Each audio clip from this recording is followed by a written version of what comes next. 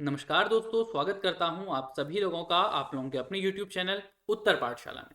दोस्तों, आज की इस वीडियो में हम बात करने वाले हैं उत्तराखंड लैब असिस्टेंट और पर्यावरण पर्यवेक्षक का जो आप लोगों का एग्जाम है उससे रिलेटेड इंपॉर्टेंट एमसीक्यू के बारे में। और इस सीरीज के अंदर हम बात करने वाले हैं फिजिक्स, केमिस्ट्री और बायोलॉजी से रिलेटेड एमसीक्यू की। और ये सीरीज का पार्ट 6 है। इससे पहले 5 पार्ट हम इस सीरीज के कर चुके हैं। अगर आप लोगों ने पिछले पार्ट नहीं देखे हैं तो आप लोग प्लेलिस्ट में जाके पिछले पार्ट भी इस सेशन के खत्म होने के बाद जरूर देखिएगा। और सिर्फ लैब असिस्टेंट के एग्जाम के लिए नहीं, अगर आप लोग किसी भी एग्जाम की तैयारी कर रहे हैं और उस एग्जाम के अंदर अगर साइंस का पोर्शन पूछा जाता है तो आप सभी का इस सेशन के अंदर बहुत बहुत स्वागत है। और सबसे पहले दोस्तों, आप सभी लोग इस सेशन को लाइक कर देंगे और शेयर कर देंगे अपने सभी दोस्तों के साथ। साथ ही साथ जिन लोगों ने अभी तक चैनल को सब्सक्राइब नहीं किया है वो लोग चैनल को सब्सक्राइब करने के साथ साथ बेल नोटिफिकेशन को भी जरूर ऑन कर लेंगे, ताकि जैसे ही कोई नई अपडेट हमारे चैनल पे अपलोड होती है तो आप सभी के पास एक नोटिफिकेशन पहुंच जाए। तो दोस्तों, इस सीरीज के अंदर आप लोगों को हिंदी और इंग्लिश दोनों भाषाओं में आपको क्वेश्चन देखने के लिए मिलेंगे, जिनमें हम बात करेंगे इंपॉर्टेंट क्वेश्चंस की। फिजिक्स, केमिस्ट्री और बायोलॉजी से रिलेटेड वो क्वेश्चन होंगे। तो आई होप दोस्तों आप सभी लोगों ने चैनल को सब्सक्राइब कर लिया होगा, बेल नोटिफिकेशन को ऑन कर लिया होगा, साथ ही साथ सेशन को लाइक एंड शेयर दोनों चीज कर लिया होगा। और दोस्तों, अगर हम बात करें इस सेशन की पीडीएफ के बारे में तो पीडीएफ आपको देखने के लिए मिलेगी हमारे टेलीग्राम और व्हाट्सएप ग्रुप में, जिनके लिंक आपको डिस्क्रिप्शन बॉक्स में दिए गए हैं। डिस्क्रिप्शन बॉक्स में दोस्तों हमारे सभी सोशल मीडिया हैंडल्स के लिंक भी आपको देखने के लिए मिलेंगे। आप हमें सभी सोशल मीडिया हैंडल्स पे जो है फॉलो कर सकते हैं, जहां हम करंट अपडेट डालते रहते हैं। और साथ ही साथ टेलीग्राम पे जो लैब असिस्टेंट का ग्रुप है वो आप लोग जरूर ज्वाइन कीजिएगा, क्योंकि हर शाम को हमारे द्वारा उस पर एक क्विज ऑर्गेनाइज की जाती है। तो अगर आप टेलीग्राम ग्रुप का हिस्सा बनेंगे तो आप लोग हर शाम को जो हमारा क्विज है उस पर पार्टिसिपेट कर सकते हैं। तो दोस्तों, आज के सेशन को शुरू करते हैं। तो आज के सेशन का जो पहला क्वेश्चन है वो आप लोगों की स्क्रीन पे ये रहा। किसी धातु को पाचन सामग्री के रूप में प्रयोग करने के लिए निम्न में से कौन सी कसौटी अपनाई जाती है? ए ऑप्शन न्यून ऊष्मा चालकता, बी ऑप्शन न्यून वैद्युत चालकता, सी ऑप्शन अधिक विशिष्ट ऊष्मा, डी ऑप्शन अधिक ऊष्मा चालकता। Which of the following criteria is adopted for using a metal as a digestive material?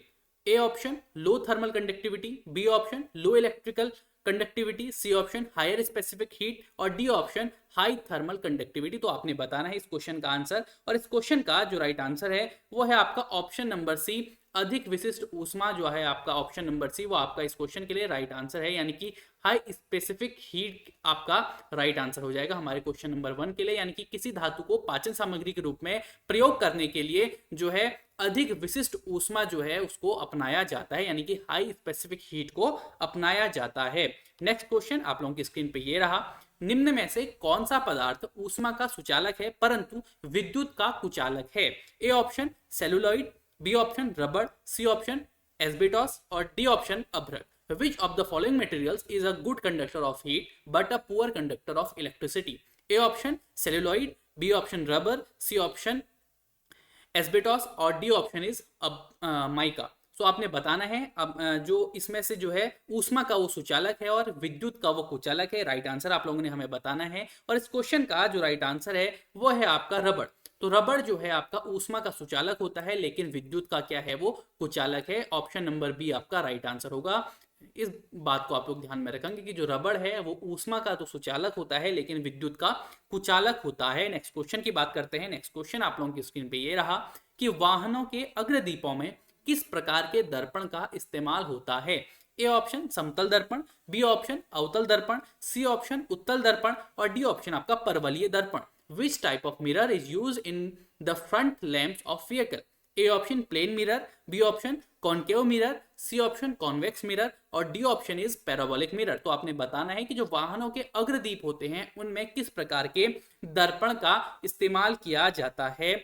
जो आपकी फ्रंट लैंप्स जो होती हैं व्हीकल की उसमें किस प्रकार के दर्पण का यूज होता है। और इस क्वेश्चन का जो राइट आंसर होगा वो होगा आपका ऑप्शन नंबर डी, परवलयी दर्पण। तो परवलयी दर्पण यानी कि पैराबोलिक मिरर का जो यूज होता है वो हमारे जो व्हीकल्स होते हैं उनके फ्रंट लैंप में उसका हम यूज करते हैं। इस बात को आप लोग ध्यान रखेंगे। नेक्स्ट क्वेश्चन की बात करते हैं। नेक्स्ट क्वेश्चन आप लोगों की स्क्रीन पे ये रहा कि प्रकाश किरण पुंज जो अत्यंत दिशिक हो कहलाती है। A option eraser, B option graser, C option maser और डी ऑप्शन इज लेंसर।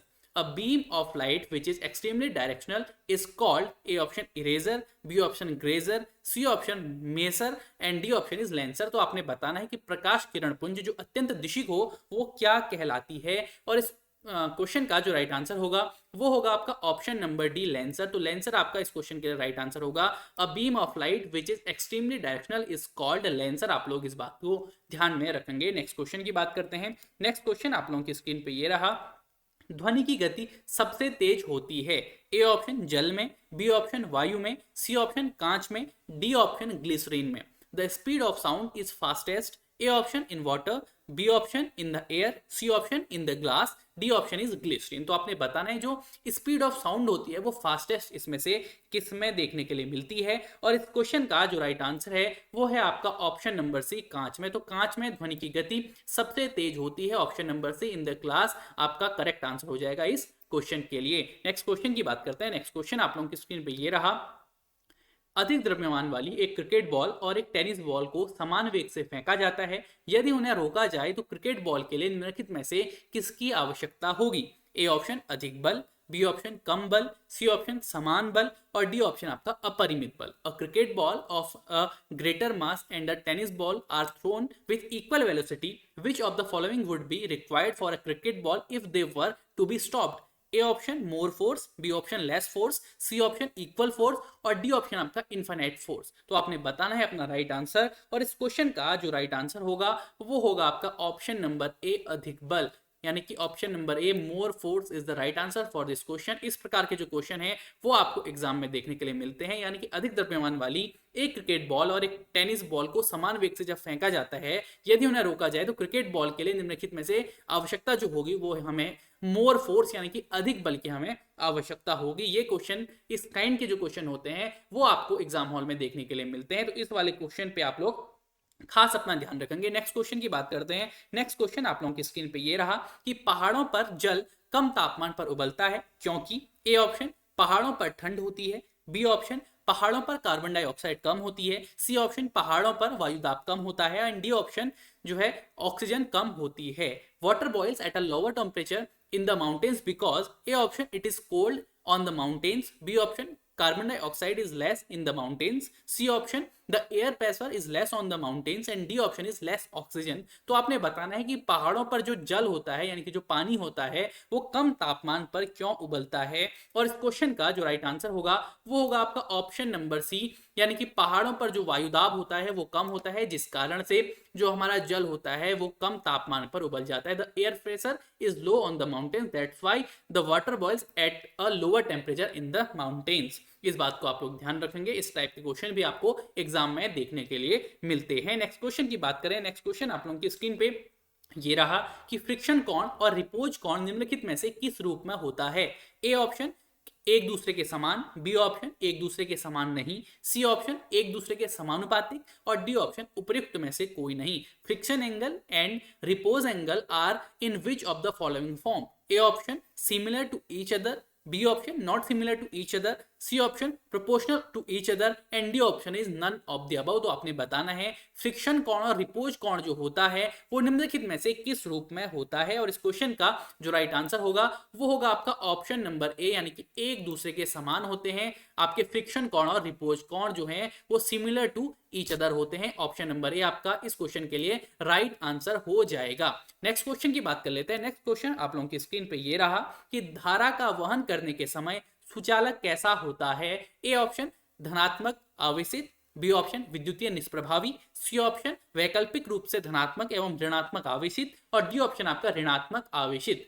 तो what is a conductor like while carrying current? A option positively charged, B option electrically neutral, C option alternately positively and negatively charged, D option negatively charge. तो आपने बताना है कि धारा का वहन करते समय जो सुचालक होता है वो इसमें से किस प्रकार का होता है। और इस क्वेश्चन का जो राइट आंसर है वो है आपका ऑप्शन नंबर बी, विद्युत निष्प्रभावी आपका राइट आंसर हो जाएगा। यानी कि इलेक्ट्रिकली न्यूट्रल जो होता है आपका धारा के वहन करते समय सुचालक होता है। इस बात को आप लोग ध्यान रखेंगे कि जो कंडक्टर होता है जब वो एक करंट को कैरी कर रहा होता है तो उस समय वो इलेक्ट्रिकली न्यूट्रल होता है।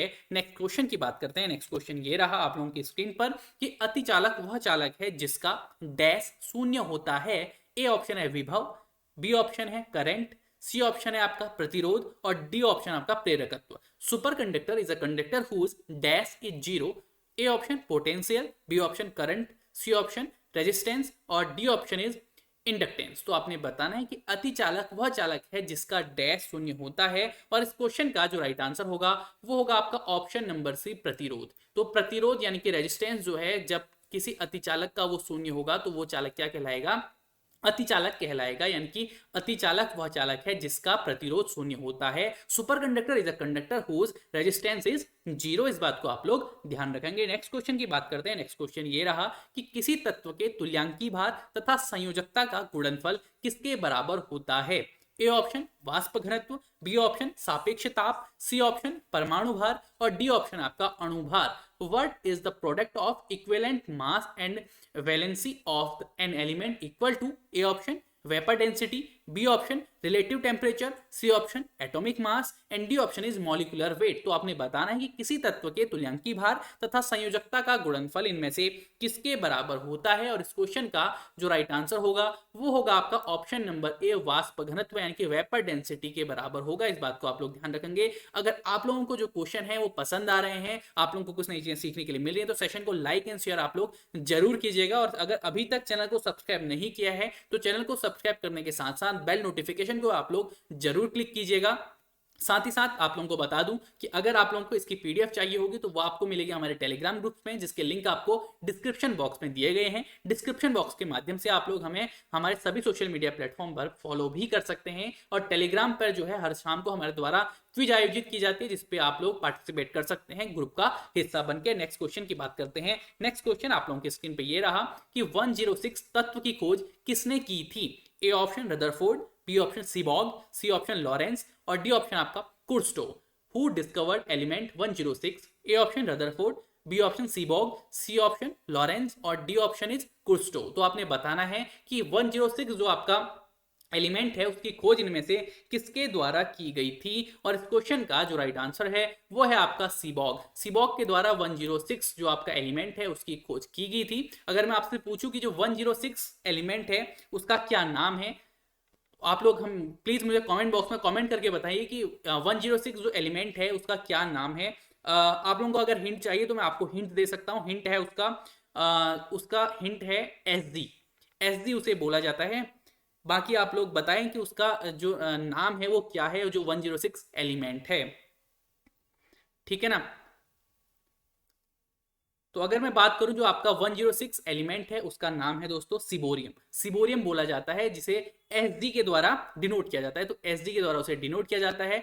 नाम क्या है, सिबोरियम। तो जिसने भी सिबोरियम आंसर दिया है आप लोग बिल्कुल सही है। सिबोरियम 106 एलिमेंट है जिसकी खोज किसके द्वारा की गई थी, सीबॉक के द्वारा। तो सीबॉक के नाम पर ही क्या पड़ा है, सिबोरियम, जिसका साइन क्या है, एसजी है। इस बात को आप लोग ध्यान रखेंगे। नेक्स्ट क्वेश्चन की ओर बढ़ते हैं। नेक्स्ट क्वेश्चन आप लोगों की स्क्रीन पे ये रहा कि गोल्ड विद्युत लेपन में प्रयुक्त इलेक्ट्रोलाइट है।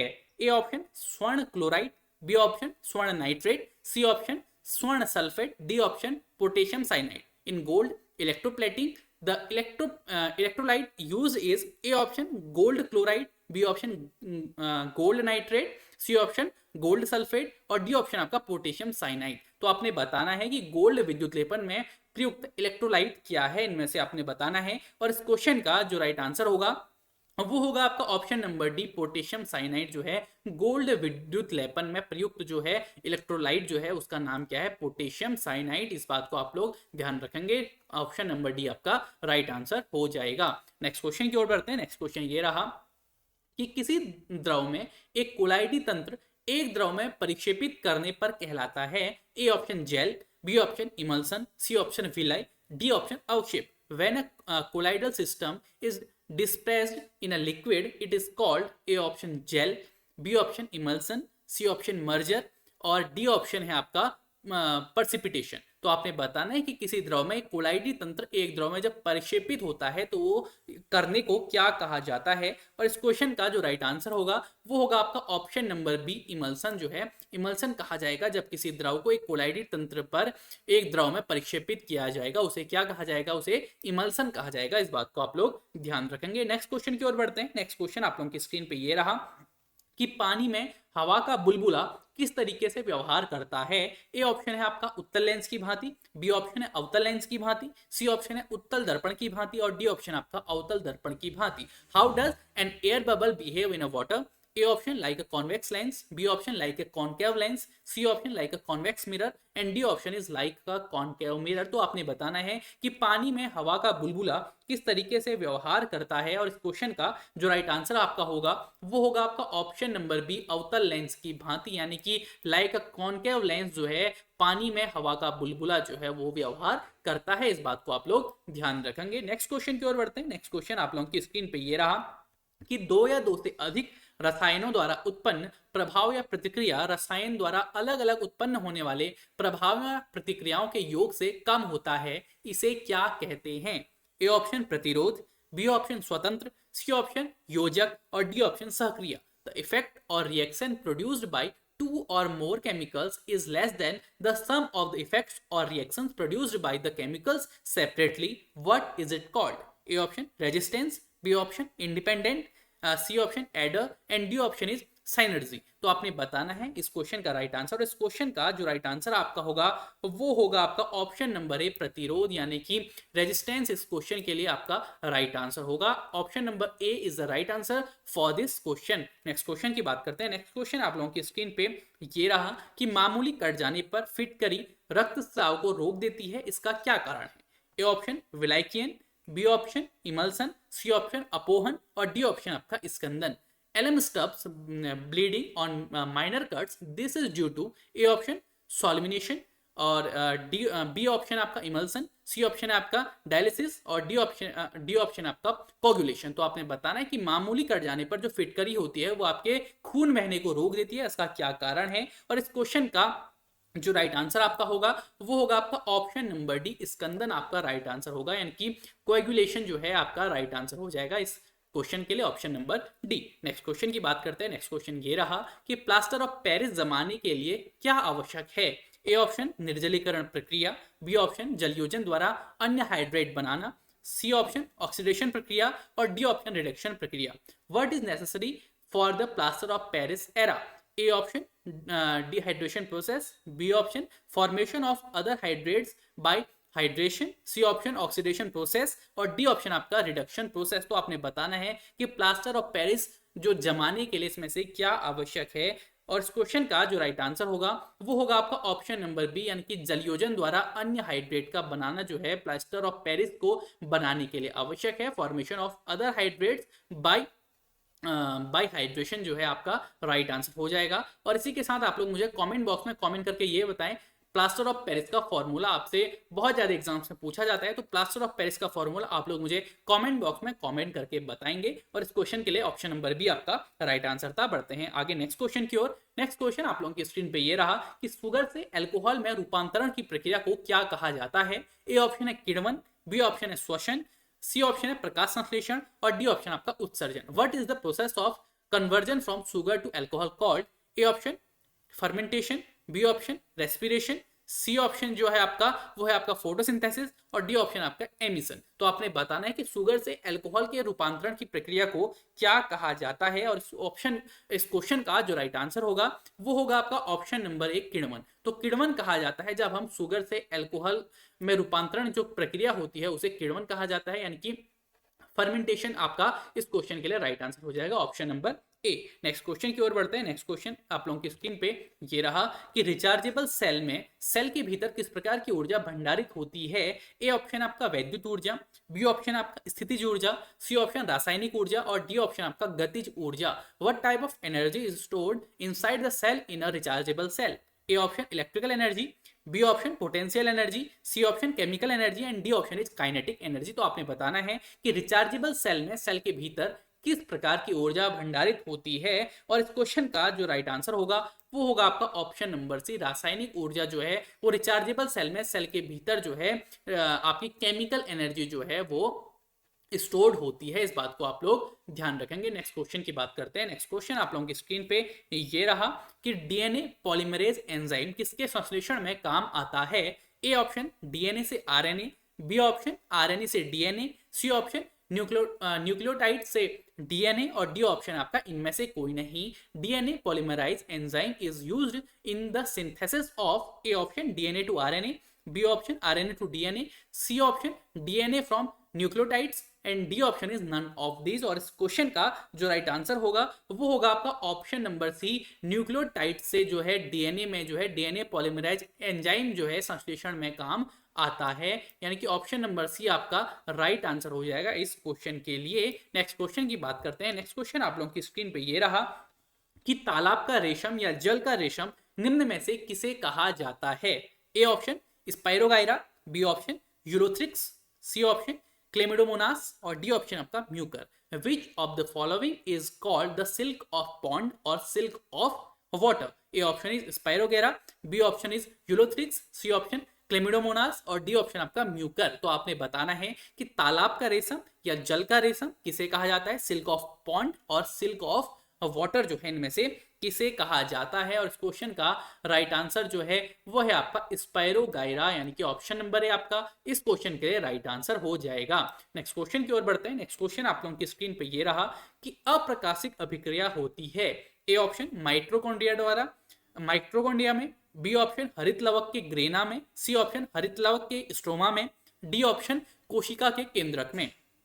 Non photochemical reaction occur in A option in mitochondria, B option in the grana of chloroplast, C option in the stroma of the chloroplast and D option is in the nucleus of the cell. तो आपने बताना है कि अप्रकाशिक अभिक्रिया में से कहां होती है? और इस क्वेश्चन का जो राइट आंसर होगा वो होगा आपका ऑप्शन नंबर सी, यानी कि हरित लवक के स्ट्रोमा में जो है वो अप्रकाशिक अभिक्रिया होती है। इन the stroma of the chloroplast the non photochemical reaction occurs. इस बात को आप लोग ध्यान में रखेंगे। नेक्स्ट क्वेश्चन की बात करते हैं। नेक्स्ट क्वेश्चन आप लोग की स्क्रीन पे ये रहा कि लाल चने से कौन सा एंजाइम मिलता है? A option urease, B option zymase, C option maltase, D option diastase. Which enzyme is obtained from red grain?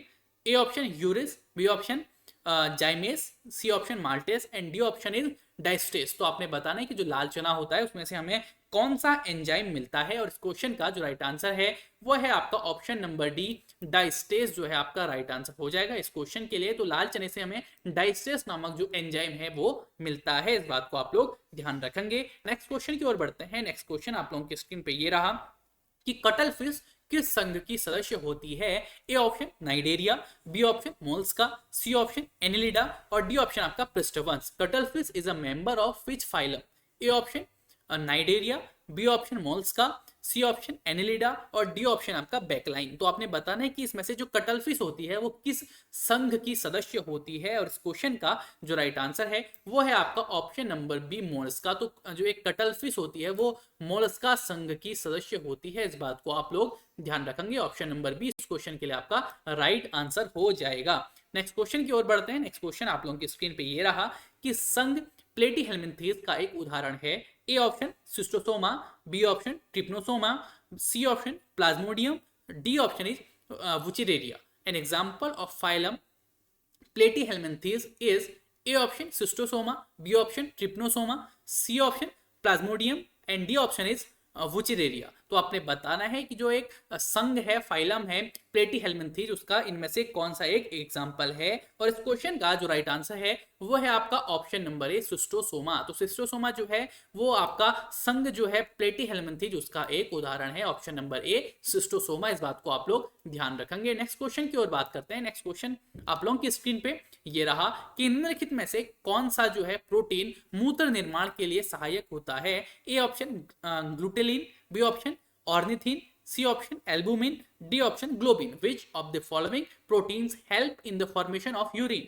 A option glutelin, B option ornithine, C option albumin, D option globin. तो आपने बताना है कि मूत्र निर्माण में इनमें से कौन सा प्रोटीन जो है वो सहायक होता है? और इस क्वेश्चन का जो राइट आंसर है वो है आपका ऑप्शन नंबर सी, एल्बुमिन आपका राइट आंसर हो जाएगा। इस क्वेश्चन के लिए एल्बुमिन जो है आपका राइट आंसर होगा। Option number C right answer है। नेक्स्ट क्वेश्चन की बात कर लेते हैं। नेक्स्ट क्वेश्चन आप लोगों की स्क्रीन पे ये रहा कि सिस्टोलिक एवं डायस्टोलिक प्रेशर के अंतर को किस नाम से जाना जाता है? ए ऑप्शन नाड़ी दाब, बी ऑप्शन शिरा दाब, सी ऑप्शन धमनीय दाब, डी ऑप्शन फुसफुसीय दाब। What is the difference between systolic and diastolic pressure known as? A option pulse pressure, B option vein pressure, C option arterial pressure and D option is pulmonary pressure. तो आपने बताना है कि systolic और diastolic pressure के अंतर को किस नाम से जाना जाता है। और इस क्वेश्चन का जो राइट आंसर होगा वो होगा आपका ऑप्शन नंबर ए, नाड़ी दाब यानी कि पल्स प्रेशर के नाम से जो आपका सिस्टोलिक और डायस्टोलिक प्रेशर होता है उसके अंतर को जाना जाता है। नेक्स्ट क्वेश्चन की बात करते हैं। नेक्स्ट क्वेश्चन ये रहा कि मस्तिष्क एक कड़ी कला द्वारा ढका होता है जिसे कहते हैं। A option pia mater, B option घूसर द्रव्य, C option dura mater, D option श्वेत द्रव्य। The brain is covered by a hard artifact called. A option pia mater, B option grey matter, C option dura mater and D option is white matter. तो आपने बताना है कि मस्तिष्क जो है वो एक कड़ी कला द्वारा ढका होता है, उसे क्या कहा जाता है। और इस क्वेश्चन का जो राइट आंसर है वो है आपका ऑप्शन नंबर सी, ड्यूरामेटर। तो ड्यूरामेटर उसे कहा जाता है जिसके द्वारा मस्तिष्क जो है एक कड़ी कला के द्वारा ढका हुआ होता है। नेक्स्ट क्वेश्चन आप लोगों की स्क्रीन पे ये रहा कि प्रोजेस्टेरोन हार्मोन का स्रावण किसके द्वारा होता है। A option corpus callosum, B option corpus lutea, C option corpus luteum और डी ऑप्शन आपका कॉर्पस एल्बिकेंस। तो जो है प्रोजेस्टेरोन हार्मोन जो है is secrete by A option corpus callosum, B option corpus lutea, C option corpus luteum और D option आपका corpus albicans. तो आपने बताना है प्रोजेस्टेरोन हार्मोन का स्रावण किसके द्वारा होता है। Progesterone hormone is secreted bye, आपको बताना है अपना राइट आंसर। और इस क्वेश्चन का जो राइट आंसर है वो है आपका option number C, corpus luteum जो है आपका इस क्वेश्चन के लिए राइट आंसर होगा। ऑप्शन नंबर सी आपका राइट आंसर है, यानी कि प्रोजेस्टेरोन हार्मोन का स्रावण जो है वो कॉर्पस ल्यूटियम के द्वारा होता है। इस बात को आप लोग ध्यान में रखेंगे। तो ये था दोस्तों हमारा आज का सेशन। आई होप आपको आज का सेशन और इस सेशन के अंदर जो हम आप लोगों के लिए फिजिक्स, केमिस्ट्री और बायोलॉजी से रिलेटेड क्वेश्चन लेके आए थे वो आपको पसंद आए होंगे। अगर आपको आज का सेशन पसंद आया है तो सेशन को प्लीज लाइक कीजिएगा, शेयर कीजिएगा और हमारे चैनल उत्तर पाठशाला को सब्सक्राइब करने के साथ साथ बेल नोटिफिकेशन को भी आप लोग जरूर क्लिक कीजिएगा। और आज का सेशन जो है वो आप लोगों को कैसा लगा वो आप लोग हमें कमेंट बॉक्स में कमेंट करके जरूर बताइएगा। और साथ ही साथ मैं आप लोगों को बता दूं कि इस पूरे सेशन की जो पीडीएफ फाइल है आपको देखने के लिए मिलेगी हमारे टेलीग्राम चैनल पे। टेलीग्राम चैनल का जो लिंक है वो हमारे डिस्क्रिप्शन बॉक्स में दे दिया गया है, जिसके माध्यम से आप हमारे टेलीग्राम चैनल, व्हाट्सएप ग्रुप का हिस्सा बन सकते हैं। साथ ही साथ हमारे सभी सोशल मीडिया हैंडल्स के लिंक आपको डिस्क्रिप्शन बॉक्स में देखने के लिए मिल जाएंगे। डिस्क्रिप्शन बॉक्स के माध्यम से आप हमें सोशल मीडिया पर भी फॉलो कर सकते हैं, जहां आपको करंट अपडेट हमारे द्वारा दी जाती है। साथ ही साथ आप लोगों को बता दूं कि टेलीग्राम चैनल पे हमारे द्वारा हर रोज जो है वो क्विज ऑर्गेनाइज की जाती है। अगर आप लोग उस क्विज का हिस्सा बनना चाहते हैं तो आप लोगों का जो टेलीग्राम में लिंक दिया गया है डिस्क्रिप्शन बॉक्स में,